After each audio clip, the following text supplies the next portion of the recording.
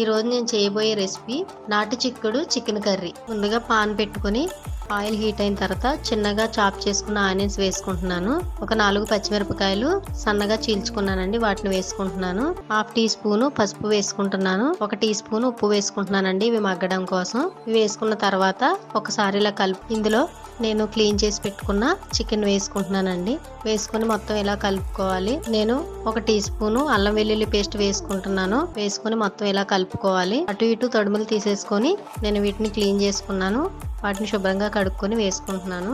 కలుపుకొని చిక్కుడుగాయలు కూడా కొద్దిసేపు మగ్గనిచ్చుకుందామండి. ఈ చిక్కుడుగాయలు కూడా ఇలా మగ్గిపోయినాయి. ఇందులో నేను 2 టీ స్పూన్ల కారం వేసుకుంటున్నాను.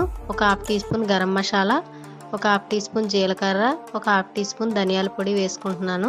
ఇవన్నీ వేసుకుని మొత్తం ఇలా కలుపుకోవాలి. నేను 1 గ్లాస్ వాటర్ వేసుకుంటున్నాను. కూర అయితే కరెక్ట్ గా ఉడికిపోయింది. ఉడికిన తర్వాత దీంట్లో మనం కొత్తిమీర వేసుకుందాము. అంతేనండి, ఎంతో నోరూరించే రుచికరమైన నాటు చిక్కుడు చికెన్ కర్రీ రెడీ అయిందండి. దీన్ని సర్వింగ్ బౌల్ లోకి తీసుకుని సర్వ్ చేసుకుందాం.